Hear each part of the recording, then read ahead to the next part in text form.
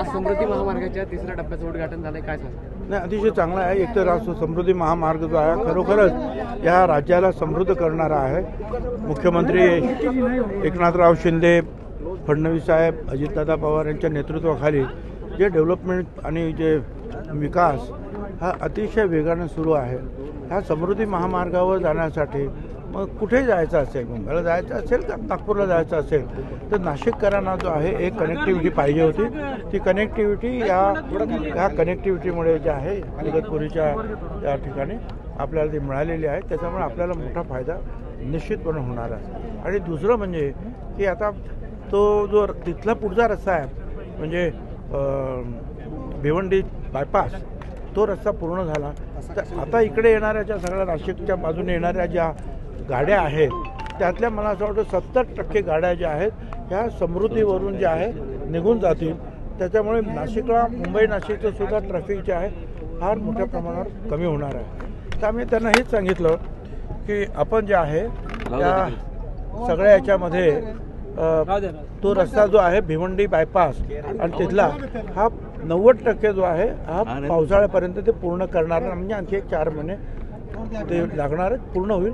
त्याच्यानंतर नाशिकला येणारे जे लोक 2-2 तास कधी कधी थांबतात तो त्रास आपला निश्चितपणे वाचणार आहे. लोकसभेचा जागा वाटप कधी निश्चित होत आहे? नाही, आता चर्चा सुरू आहे. सध्या चर्चा सुरू आहे. प्रत्येक पक्ष जो आहे वेगवेगळ्या मतदारसंघाचा आढावा घेतो आहे. कोण कुठे आहे, कुठल्या पक्षाचा उमेदवार उत्तम आहे, कोण इच्छुक आहे, ह्या सगळ्याचा आढावा घेण्याचं काम सुरू आहे. आमच्या राष्ट्रवादी काँग्रेस पक्षातर्फे सुद्धा उद्या आणि परवा 2 दिवस अनेक जिल्ह्यातील प्रमुख लोक जे आहेत हे भेटणार आहेत आणि अजितदादा पवार असतील किंवा तटकरे, आम्ही सगळे आणि प्रफुल्ल पटेल वगैरे आम्ही सगळे बसून जे आहे हा विचार करतो आहोत की कुठे कोण कोण अपेक्षा करत आहे उभं राहण्याची आणि कुणाची शक्ती कुठे जास्त आहे. आणि त्यानंतर मला असं वाटतं फार लवकरच त्याच्यावर निर्णय होईल.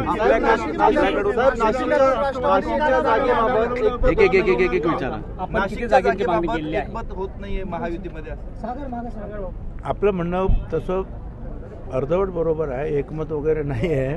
अजून चर्चा जी आहे व्यवस्थित झालेली नाही आहे.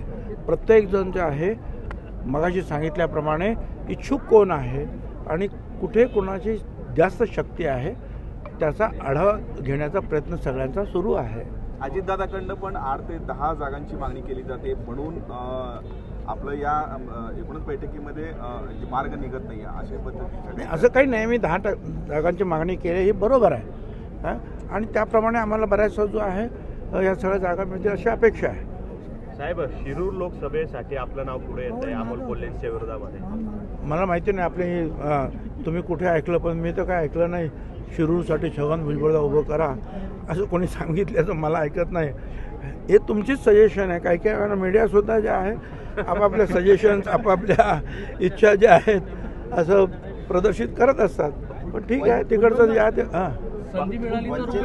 पक्षाने जर सांगितलं तर शिरूर लोकसभेत काय पक्षाचं ऐकावंच लागतं ना. पक्षाने जर सांगितलं कुठे उभे राहा तर उभे राहा, बसा तर बसा. शेवटी पक्ष शिस्त आहे ती पाळावीच लागते सगळ्यांना. साहेब, काल तुतारीचं किती आव्हान आहे तुम्हाला? तुतारीचं किती आव्हान आहे? मला सध्या तरी काही वाटत नाही आहे. असं आहे की तुतारी आहे, मशाल आहे किंवा हात आहे म्हणजे महाविकास आघाडीचं मला तरी अजून वाटत नाही की फार मोठ्या प्रमाणावर असं काही आव्हान या महाराष्ट्रात निर्माण झालेलं मला दिसत नाही. आणि खरोखरच 40-45 पुढे महायुतीचे उमेदवार निवडून येतील अशीच परिस्थिती आज दिसते आहे.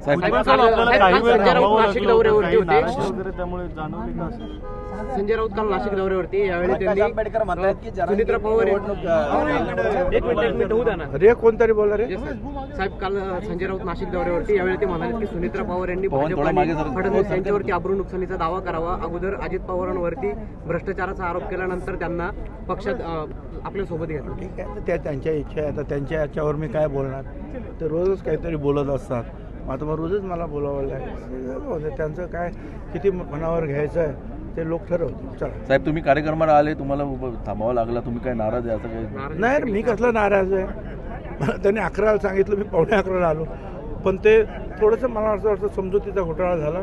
त्यांनी पलीकडे बोलवलं होतं जिथे मला भरवीर तिथे काय बोलवलं होतं, पण मला आमच्या लोकांनी सांगितलं इथे थांबायचं पण इथे कार्यक्रम आहे म्हणून मी इथेच थांबलो. ते तिथे वाट बघत होतो. आणखीन एक साहेब मुंबई नाशिक गंमत असते आमच्या. तुम्ही आणखीन एक भाषणामध्ये मुंबई नाशिक महामार्गासंदर्भात एक नाराजी व्यक्त केली. भिवंडी बायपासचा जो रस्ता आहे तो गेल्या अनेक वर्षांपासून त्याचं काम जे तापून नाही खरं आहे ना. हे पवन की जे 2-2 तास कधी कधी जे आहेत त्या भिवंडीचे ज्या काही मोठ्या व्हेकल्स आहेत, हेवी व्हेकल्स, त्या तुमच्या वेअर हाऊसिंग आहेत वगैरे, त्या सगळ्याच्या मध्ये येतात, कैची पडते आणि अक्षरशः 2-2 तास जे आहेत तिथे थांबावं लागतं. म्हणून मी त्यांना सांगितलं की पोलीस पण आपल्याकडे कमी आहेत, परंतु या कंपन्या ज्या आहेत काम करणाऱ्या त्यांचे काही लोक जे आहेत त्या प्रत्येक ठिकाणी जिथे डायव्हर्जन आहेत त्या ठिकाणी उभे करा आणि तिथले जे आहे कैची पडणार नाही आणि सुरळीत होईल.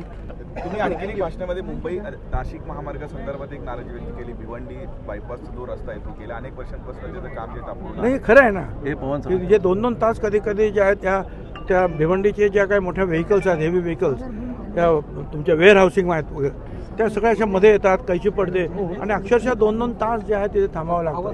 म्हणून मी त्यांना सांगितलं की पोलीस पण आपल्याकडे कमी आहेत, परंतु या कंपन्या ज्या आहेत काम करणाऱ्या त्यांचे काही लोक जे आहेत त्या प्रत्येक ठिकाणी जिथे डायव्हर्जन आहेत त्या ठिकाणी उभे करा आणि तिथले जे आहे कैची पडणार नाही आणि सुरळीत होईल. ट्रॅफिक जे आहे ते पहा, काही अडचण येण्याचं कारण नाही. गडकरी साहेबांनी नाशिक मुंबईचा हायवे जो आहे तो 4 पदरी किंवा अजून त्याच्यामध्ये वाढ व्हावी अशी प्रस्ताव केला होता, कार्यक्रम देखील झाला होता. मात्र त्याला आता 1.5 वर्ष आली, अजून देखील त्यावर काही कोणतीही कारवाई करत नाही. मी ते त्यांना सांगितलं की बा एक तर जो आहे हा जो मुंबई नाशिक 4 लेन जो आहे हा माझ्या काळामध्ये आम्ही तो करून घेतला होता, त्या ब्रिज वगैरे सगळं. पण त्याच वेळेला ॲग्रीमेंटमध्ये असं होतं की 8 वर्षानंतर साधारणपणे एक तर तोपर्यंत पॅरलल रोड होणार नाही, तर ते 8 वर्ष होऊन गेले. आणि दुसरं म्हणजे 8 वर्षानंतर त्याची जी आहे लेन्स जे आहेत वाढवण्यात येतील. मध्यंतरी 2 वर्षापूर्वी ज्यावेळेला गडकरी साहेब आले त्यांनी सुद्धा सांगितलं की मुंबई नाशिक जे आहे आम्ही सिमेंट कॉन्क्रीटचा पूर्ण करतो. तर मला तर असं वाटतं की बराचसा सिमेंट कॉन्क्रीटचा रस्ता जो MSRTCच्या माध्यमातून या समृद्धी महामार्गाच्या साठी होतो आहे, आता उरलेला आहे तो त्यांनी करावा अशी अपेक्षा त्यांच्याकडून आपण करूया. धन्यवाद.